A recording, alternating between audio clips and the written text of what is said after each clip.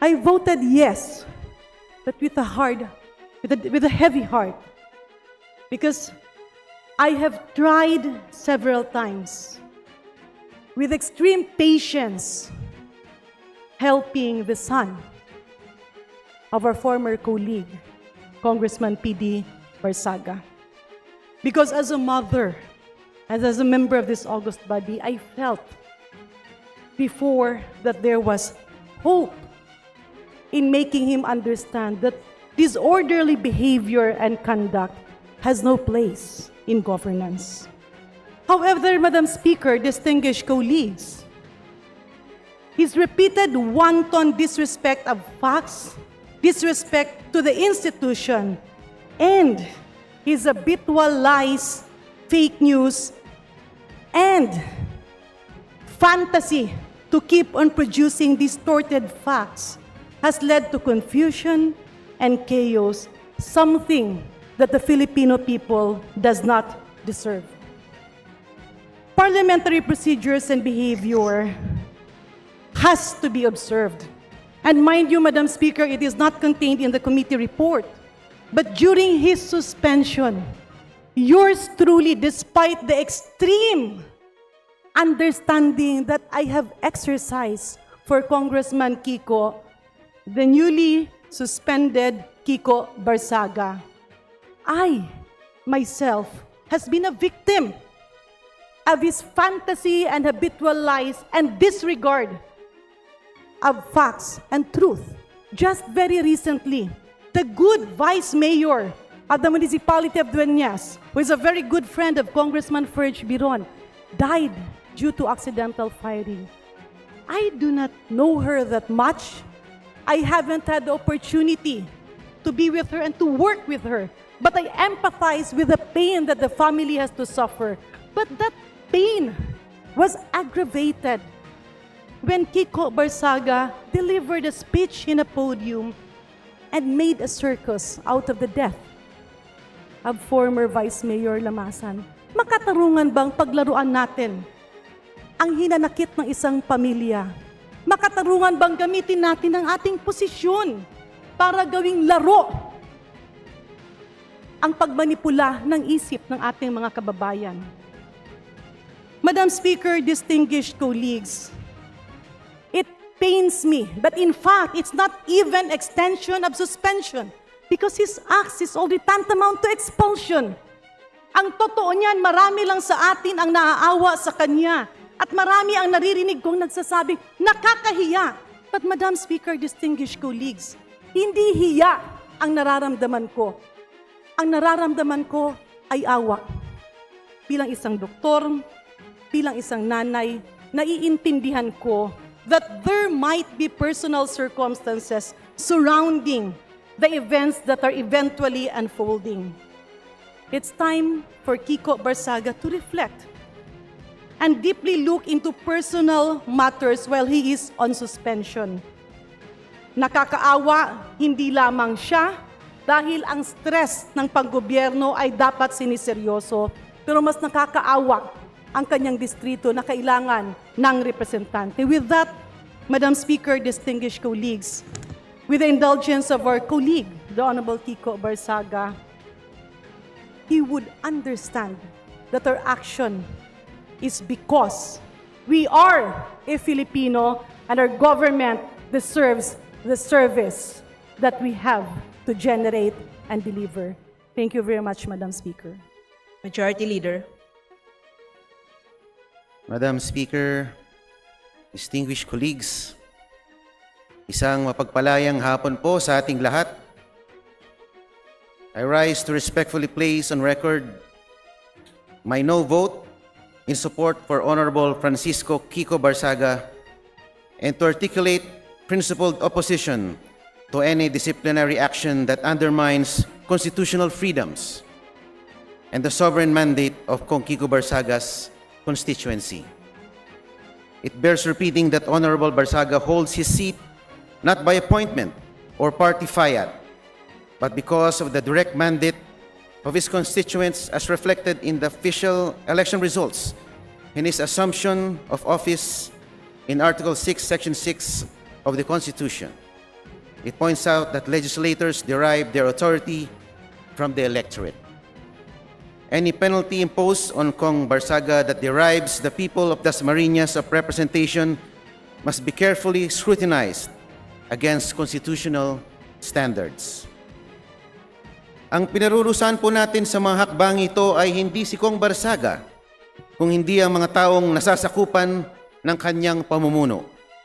Ang mga mamamayan ng Dasmariñas, Cavite ang nagbigay ng kanyang mandato at siyang nagluklok sa kanya upang iparating at marinig ang kanilang tinig sa kapulungang ito.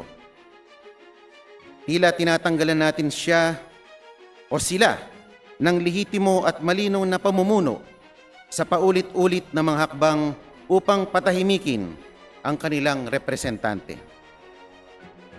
Patuloy na pinarurusahan ang kongresistang nagmiyaw-miyaw, ngunit wala pa rin nakakasuhan na malalaking magnanakaw.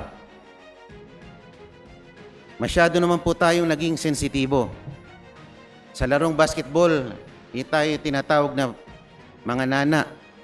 Konting sagi lang, nagpa-foul na agad. Kong Miao Barsaga is merely expressing his views under a current backdrop of unprecedented level of corruption in government never before seen. Nagsasalita lang naman po siya base sa kanyang nakikita at naobserbahan. Hindi po siya nag-imbento o gumagawa ng kwento na kathang-isip lamang. If the disciplinary actions against Kong Barsaga stem from speech that discusses public issues such as statements on corruption or critical commentary, such actions risk contravening the fundamental right to freedom of speech and curtailing legitimate political expression. In closing, I reiterate the call I made the last time I rose in plenary to speak about the same matter. Huwag po natin hahayaan ang institusyong ito, ang House of Representatives, nagipitin ang kanilang sariling mga miyembro.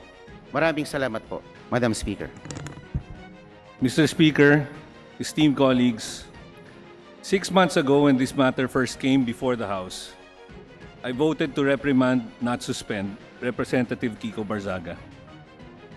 I did so after carefully weighing our Constitution, our rules, and the fundamental demands of due process. While I considered the conduct unbecoming of a member of Congress, I did not believe then, nor do I believe now, that it met the threshold for suspension. Suspension is a severe sanction. It temporarily withdraws not only a member's privileges, but also the representation owed to his constituents. It is, in effect, the final step before the political death penalty of expulsion. Our discipline must be principled and proportionate, not reactionary. To impose another 60-day suspension today would be inconsistent with that principle and with the standards we seek to uphold. While attacks against this institution through social media are indeed improper and undermine public trust, our response must remain measured and just. We have a duty to balance accountability with fairness and to allow room for correction without unnecessarily depriving the people of the 4th District of Cavite of their chosen representative. For these reasons, in the interest of consistency and institutional integrity, I respectfully oppose the motion to suspend Representative Barzaga anew. Thank you, Madam Speaker. Madam Speaker, mga kaibigan, ang kalayaan po sa pagsasalita at pagpapahayag ng damdamin ay nag-a-apply kahit sa taong pinakaayaw natin. Kahit pakaalitan, kaaway, o kinasusuklaman natin ng isang tao, hindi nito maaalis ang kanyang karapatang makapagsalita at ipahayag ang kanyang saloobin. Freedom of speech, Madam Speaker, is not selective. Hindi ito pumipili ng kulay o paniniwala sa politika. It is a constitutionally guaranteed and protected right. This representation understands the concerns of our colleagues in this august chamber. True, we must observe proper decorum. True, we, elected officials, are held to a higher ethical standard. Totoo na dapat nirerespeto at pinoproteksyonan ang ating institusyon. Pero ako po ay naniniwala na ang muling pagsuspinde kay Representative Barzaga ay hindi magpapanumbalik ng respeto ng taong bayan sa ating institusyon. Ang pagsuspinde sa isang halal na opisyal ay hindi magpoprotekta, bagkus lalong magpapahina sa kongresong ito. The will of the electorate should always reign supreme. Si Representative Barzaga ang pinili ng mamamayan ng Dasmariñas. Kaya sila lang din ang may karapatan na magtanggal sa kanya. Hayaan po natin na ang mga taga Dasmariñas ang humusga, humatol sa kanilang hinalal na kinatawan. Yun lamang po, Madam Speaker at mga kaibigan sa bulwagang ito. Magandang hapon po sa atin. Thank you, Majority Leader. Thank you, Madam Speaker.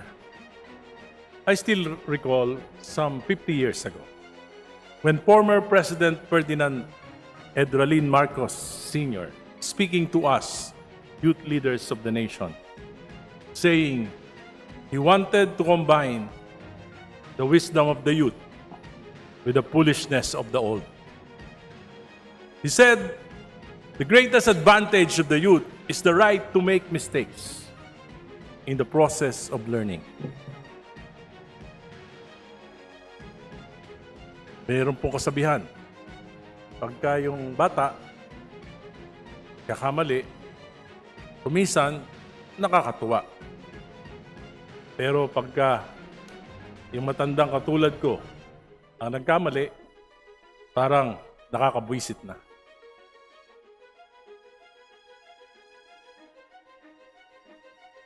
We have already sanctioned Congressman Kiko with 60 days suspension. And in respect to my old friend, the late P.D. Barzaga, considering his youth, I can no longer vote for an extension of his suspension. Furthermore, there are lingering questions regarding members of this House violating conflict of interest, contractors, traders selling projects, yet we have not acted on them. In fact, we have tolerated them. What message would it send if we suspend those who fight corruption while allowing those who commit to remain untouched in this House?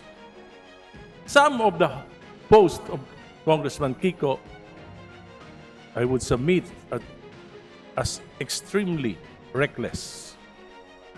Pero nakikita ko rin po, meron din po siya mga posts that reflects public sentiment. Kaya ngayon po, pinili ko ang magpatawad. Dasal ko, Panginoon, patawarin niyo po ako tulad ng pagpapatawad ko sa kapwa ko. Pinili ko. I chose to be kind. Not just to Kiko. Chose to be kind to the almost 1 million population of Dasmariñas, Cavite, the constituency of Congressman Kiko Barzaga. Salamat po.